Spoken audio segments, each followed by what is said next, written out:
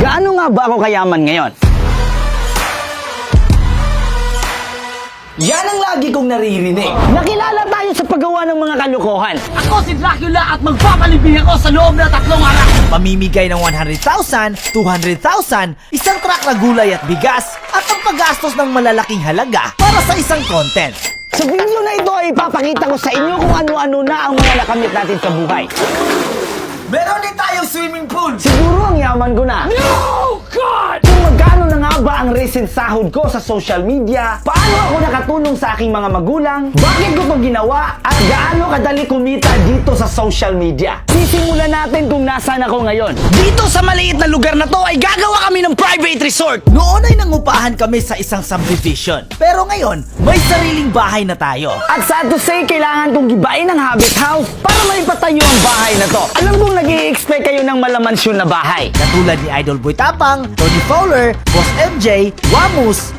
Ay di pala ito. Eto yun. Di wala pa tayo sa kalingkingan nila. Pero tsaka muna yan. 3 months ago, nag-content kami sa Bohol. Tapos binakita akong maliit na resort na native style. Kaya napaisip akong gumawa ng content na Beatmaster Mini Resort.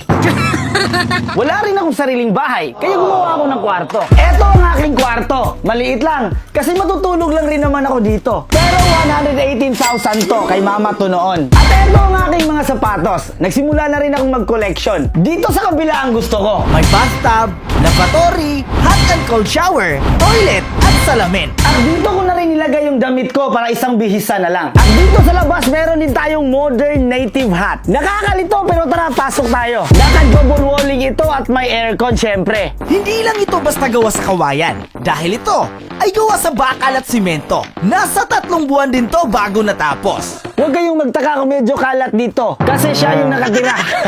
Tapos dito sa baba may pool. At eto ang aking maliit na kusina. May hugasan, lutuan, ref, at maliit na CR. Para if ever may kasabay kang natatae. Advance ako mag-isip. At shower. Syempre kailangan natin to bago tumampisaw sa pool. At dito ang aming labahan. Hindi mo nang iba ugali namin. Tinaasan lang namin ang pader para security purposes. At ngayon ang pinaka-paborito ko sa lahat. Ang aking studio. Simple setup lang meron ako. i5 na PC, speaker monitor, mic na pang voice over, XP pen pang thumbnail, Panda Mini, at syempre acoustic foam. At eto nga pala ang ating mga silver buttons. Gusto ko sa susunod, diamond na naman. Skip na lang natin yung gold. Ang pinaka-importante sa lahat, coffee maker. Uy, pag walang kape, walang edit. Eto lang po yung ipon ko, guys. Eto lang yung ipon ko. Eto ang pinakauna naming nabili na sasakyan. Pero kay Papa to. At eto naman yung sakin.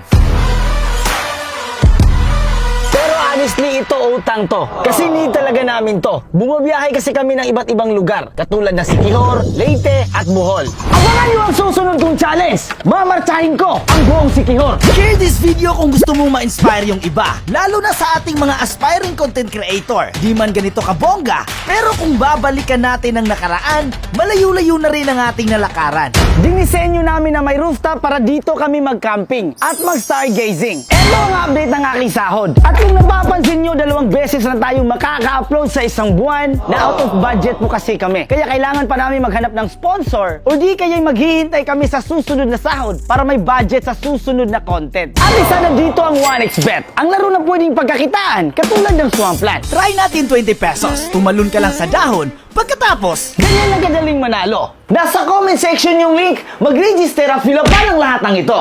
Under one click, ilagay ang promo code na 1xBeat. Dito ay pwede kang makakuha ng up to 7,000 bonus sa unang cash-in mo. Kung gusto mo mag-top up, pwede dito i-wallet katulad ng GCash at Banks. At kung marami ka ng panalo, pwede ka rin mag-withdraw gamit ang GCash at Banks. Ganyan lang kadali dito sa 1xBet. Sa paglaro ng 1xBet ay nakakatulong ka sa paggawa ng aking mga videos at sa mga taong tinutulungan natin. Ito ang update ng aking sahod. Hindi tumaas, mas bumaba pa nga.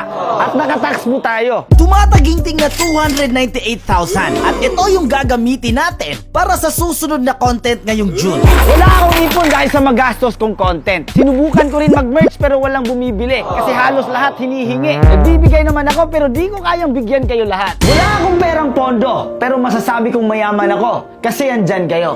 Kung napapansin yung familiar ang disenyong ito, Syempre dahil ito ay inspire sa mga primitive builder na ito.